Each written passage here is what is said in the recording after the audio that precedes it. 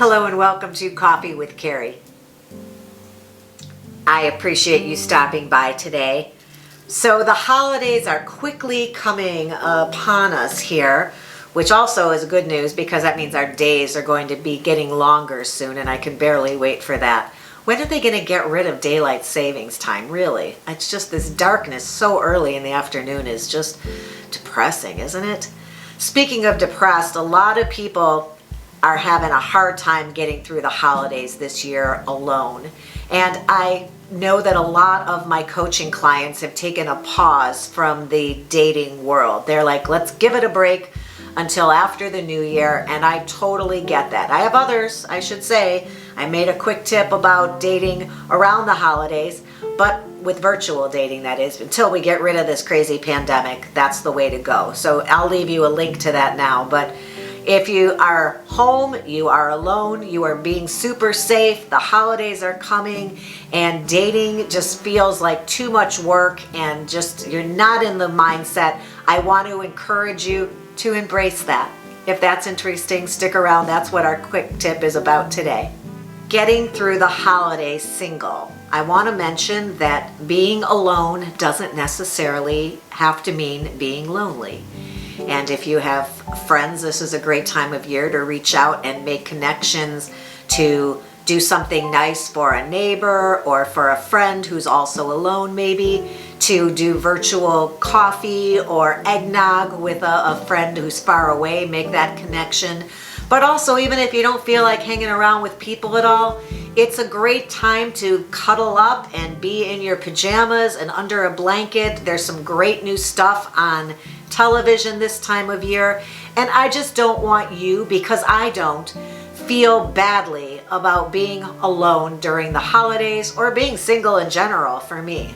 So I want you to just embrace this time to set maybe some goals for yourself, to think about some things you can do in the new year to set yourself up for whatever your goals and your dreams might be for yourself.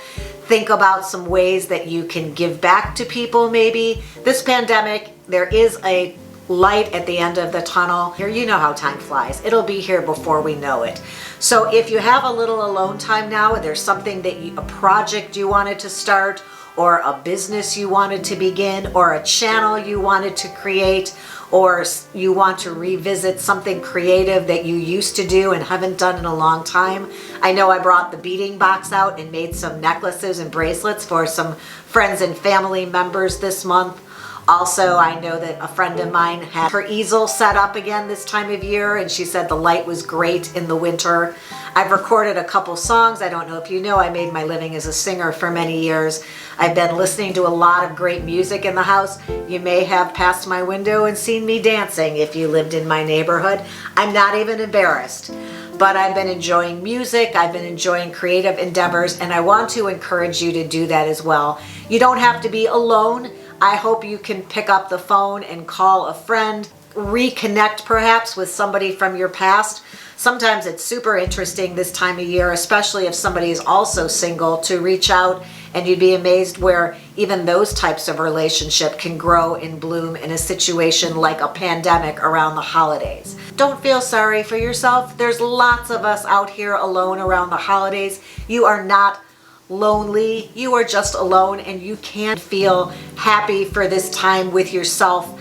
Pamper yourself a little bit, make yourself a nice meal, make yourself a beautiful breakfast, and instead of sitting in front of the television, eat it at the table, looking out the window at a beautiful snowy day perhaps where you live. Go outside, make your own snowman who will wave to you every time you come and go from the grocery store.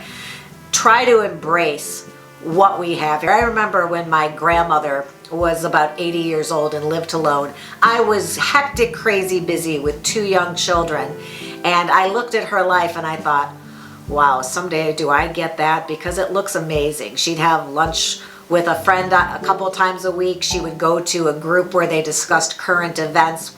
Maybe they have that online. I don't know. I should look into that. I do that with friends, actually. And she talked to her grandkids and her daughter-in-laws every week, and we would go to visit her when we could, obviously. But if she wanted to go to bed at 9 p.m. because she was tired, she'd go. If she woke up at 3 a.m. and couldn't fall back to sleep, she'd make a pot of coffee. She'd connect with her friends via lunch or the phone back then. We can do video chats. She had hobbies. She would make Afghans for us, and she would be knitting. She would watch movies on her TV, and I thought someday this looks great to me. I want that, and I have it. And if you're alone, you have it too. And if you look at it in a positive light and know that nothing is forever, that if you don't want to be by yourself for a long term, you have the ability to change that. Maybe that's something that you can set as a priority for yourself in 2021. And if you do like it like this, embrace it and find things to make it even more enjoyable for yourself. I wanted to wish you a very happy holidays and a fabulous 2021. I hope you will subscribe to my channels. We're all about positivity and confidence, and it's a lot of dating advice, but I'm certainly behind you 100% if you're not interested in meeting somebody in a romantic way. But that doesn't mean you can't use some of my tips for making friends and connecting with people to share other experiences like dining and music and whatever your interests are. So I look forward to seeing you back again sometime soon. Hopefully hit that ring bell, then you're notified every time I upload a new episode. And until then, have a good one.